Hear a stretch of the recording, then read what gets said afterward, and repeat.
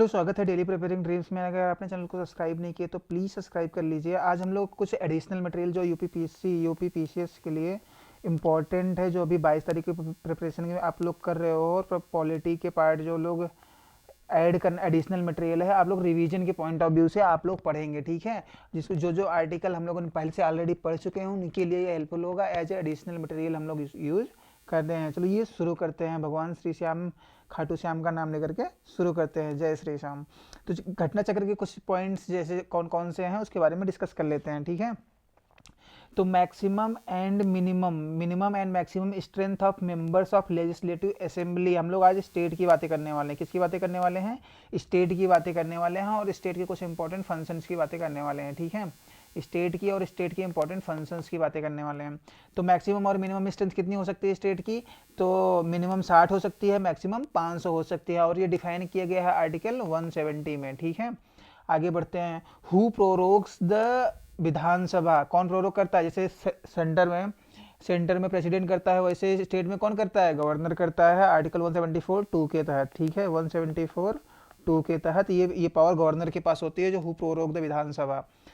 तो order of preferences क्या होते हैं स्टेट्स में, उसके बारे में जान लेते हैं। सबसे पहले क्या होता है कि जैसे इलेक्शन हुआ उसके बाद कौन कौन से ऑर्डर में क्या क्या काम कराया जाता है पार्लियामेंट में एंड विधानसभा में, कैसे काम होता है। तो उसके ऑर्डर को प्रेफरेंसेस भी पेपर में पूछा हुआ है, तो उसके बारे में देख लेते हैं। सबसे पहले ओथ ऑफ अफर्मेशन होती है, फिर गवर्नर्स का एड्रेस होता है, फिर इंट्रोडक्शन ऑफ मिनिस्टर्स होते हैं, देन मेंशन ऑफ डेथ, मान लो किसी की मृत्यु हुई है, कौन क्या हुआ है, वो सारी बातें इस ऑर्डर में डिस्कस की जाती है। तो ऑर्डर क्या हो गया? Oath of affirmation, governors address, introduction of minister and mention of death. इस ऑर्डर में होता है। चारों ऑप्शन इस तरीके से थे, इनको अरेंज करना था करेक्ट ऑर्डर में। फिर कोरम ऑफ स्टेट क्या होता है? कोरम क्या होता है कि minimum number of person having in that system, like जैसे पार्लियामेंट है तो पार्लियामेंट में कितने मिनिमम मेंबर्स होने चाहिए, तब जो है कोई लॉ या कुछ भी पास किया जा सकता है। वो एक कोरम मेंटेन करते हुए मिनिमम नंबर ऑफ पीपल। तो वैसे ही स्टेट का कोरम होता है। स्टेट के कोरम में क्या होता है कि मिनिमम 10 मेंबर होने चाहिए, या 1/10 of total number of the house which ever is greater. इसमें मिनिमम नंबर वाले नहीं लेते हैं। जैसे यूपी उत्तर प्रदेश की विधानसभा में 403 सीटें हैं, ठीक है।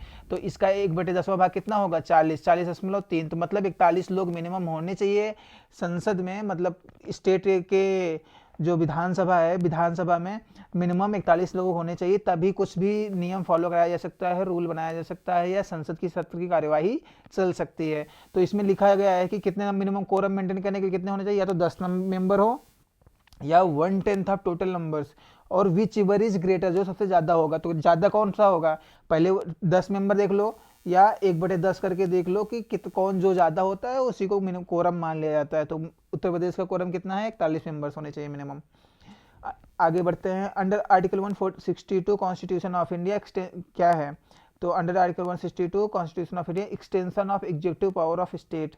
तो जो एग्जीक्यूटिव पावर है उसका एक्सटेंशन है स्टेट के लिए, वो अंडर आर्टिकल 162 में डिफाइन किया गया है, ठीक है। अब आते हैं constitution of legislature under article 168। तो क्या 168 में क्या क्या दिया है उसके बारे में बात कर सकते हैं। Constitution of legislature in states under article 168 में दिया हुआ है। वन लाइनर है सारे, याद कर लो। Speaker and deputy speaker of legislative assembly किसमें दिया हुआ है? Under article 178। Salaries and allowances of the members of state assembly का obviously article 195। Definition of money bill किस में दिया हुआ है? आर्टिकल 199, याद कर लीजिए। Legislative council can't hold the ordinary bill कितने दिन तक? जैसे लेजिस्लेटिव असेंबली होती है, एक लेजिस्लेटिव काउंसिल होती है। स्टेट में दो होता है ना, जैसे लोकसभा और राज्यसभा संसद में होता है, सेंटर पे होता है। जैसे लोकसभा होता है और राज्यसभा होता है संसद में, ठीक है। तो लोकसभा और राज्यसभा, वैसे ही स्टेट में क्या होता है? विधानसभा और विधान परिषद। विधानसभा और विधान परिषद। विधानसभा में जो है लेजिस्लेटिव असेंबली के जो चुने हुए लोग होते हैं विधानसभा में होते हैं, और विधान परिषद में भी चुने हुए लोग होते हैं, बट वो डायरेक्ट जनता के द्वारा चुने हुए नहीं होते हैं। तो ये डिफरेंस होता है, बाकी सेम ही होता है। जैसे राज्यसभा के मेंबर्स होते हैं वैसे इसमें भी होते हैं विधानसभा परिषद के मेंबर्स। तो उनको क्या कहते हैं? Legislative council can't hold the ordinary bill for second time 1 month if passed total 4 month। Like क्या बोल रहा है कि लेजिस्लेटिव काउंसिल के पास ज़्यादा बिल बनाने के लिए कोई पावर नहीं होती है, वो मैक्सिमम टाइम किसी बिल को अपने पास होल्ड कर सकता है, तो वो 4 महीने तक हो सकता है, उससे ज़्यादा वो कभी होल्ड नहीं कर सकता। मान लो एक बिल हुआ, वो मतलब विधानसभा से पास हो गया, विधानसभा से पास हो गया, उसके बाद विधान परिषद में भेजा गया तो मैक्सिमम 3 महीने तक रख सकता है, उसके बाद उसको वापस करना पड़ेगा। मान लो वापस से विधानसभा ने पास कर दिया उसको, फिर भेज दिया, तो मैक्सिमम 1 महीने तक रख सकता है उसको, उसके बाद नहीं रख सकता। मतलब टोटल 4 महीने तक अपने पास रख सकता है, बाकी उनके पास कोई पावर नहीं होती है। तो वही टोटल मंथ कहते हैं 4 महीने तक अपने पास विधान परिषद अब किसी भी बिल को रख सकती है, किसी भी बिल को। बिल पर ध्यान दो, मनी बिल की बात भी नहीं हो रही है, किसी भी बिल को रख सकती है। मनी बिल को तो केवल 14 दिन का उनके पास कोई पावर ही नहीं होती है मनी बिल के बारे में होल्ड करने या किसी भी चीज़ करने के लिए। तो मनी बिल का अलग से स्टाइल, ये किसी भी जनरल बिल की बात हो रही है। If budget is disclosed before presented to the assembly, अगर कोई जैसे बजट होता है पार्लियामेंट का, बजट अगर डिस्क्लोज्ड हो गया, जब तक वो पार्लियामेंट में प्रस्तुत भी नहीं किया गया, चाहे सेंटर का हो स्टेट का हो, तो उसमें क्या होता है, फाइनेंस मिनिस्टर को रिजाइन करना पड़ता है। ये ऑफिशियल सीक्रेट एक्ट 1923 के तहत बताया गया है, ऑफिशियल सीक्रेट एक्ट 1923 के तहत बताया गया है। तो ये चीज़ें क्लियर हो गई। अब आगे बढ़ते हैं कि क्या है कि अभी हम लोग सीएम के बारे में काफ़ी चीज़ें बात करेंगे कि क्या क्या उनके पास पावर्स होती हैं और क्या क्या उनके बारे में किया जा सकता है, क्या क्या नहीं किया जा सकता है। ठीक है, अब आते हैं सीएम का अपॉइंटमेंट, चीफ मिनिस्टर की बातें कर लेते हैं। चीफ मिनिस्टर का अपॉइंटमेंट किसके द्वारा होता है, गवर्नर ऑफ स्टेट के द्वारा, अंडर आर्टिकल 164। तो under article CM is appointed by the governor of the state.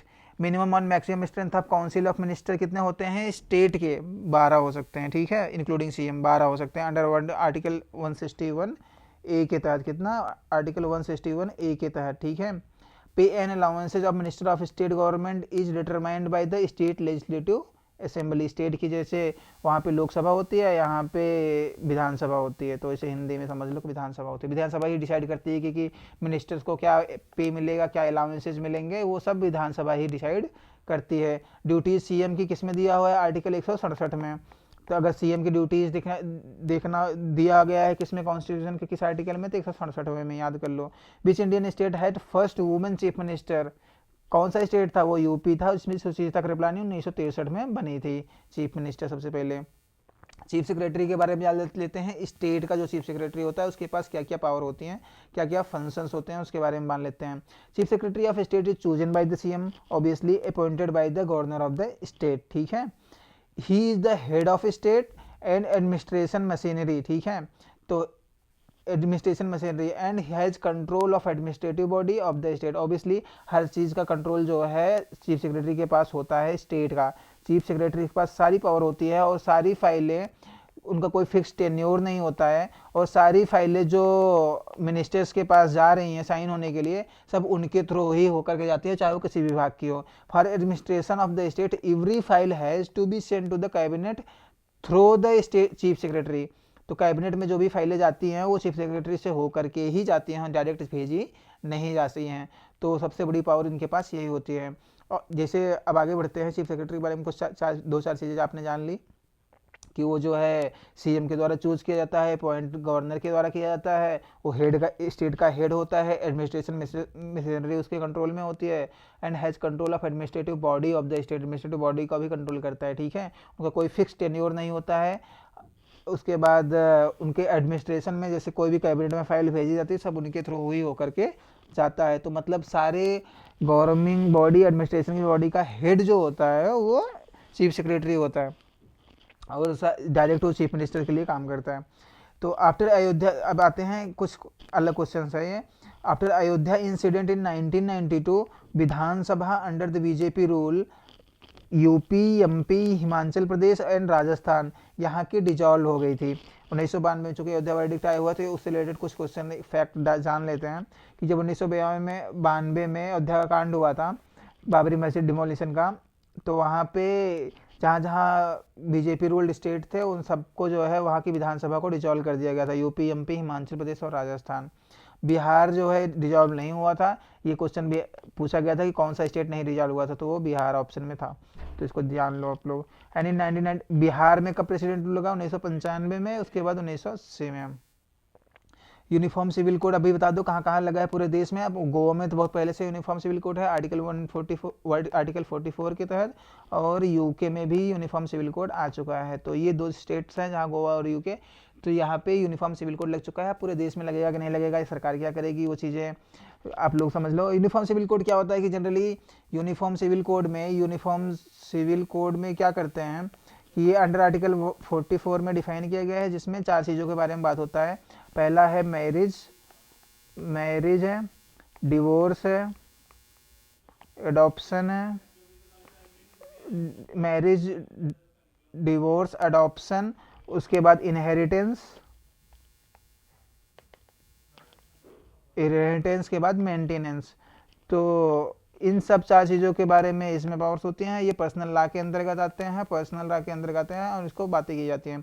तो ये चीज़ें यूनिफॉर्म सिविल कोड में सब धर्मों के लिए सेम होता है, सारे लिए के लिए सेम होता है। सर्वधर्म समभाव। तो यही होता है कि इन सब चीज़ों के लिए ये यूनिफॉर्म सिविल कोड में आर्टिकल अगर देखोगे तो ये डीपीएसपी में आता है, और 44 अंडर आर्टिकल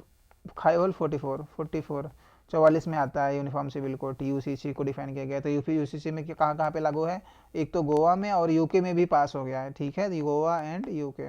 गोवा में तो बहुत पहले से था, अभी यूके में भी पास हो गया है। तो thank you so much, please subscribe. हम लोग ऐसे ही एडिशनल मटेरियल लेते आते रहेंगे और आप लोग को मिलता रहेगा। तो प्लीज़ सब्सक्राइब कर लीजिए, बेल आइकन दबा लीजिए, ताकि मैं आपसे बात कर सकूं और हमारा आपसे बातें हो सके। Thank you so much, please subscribe.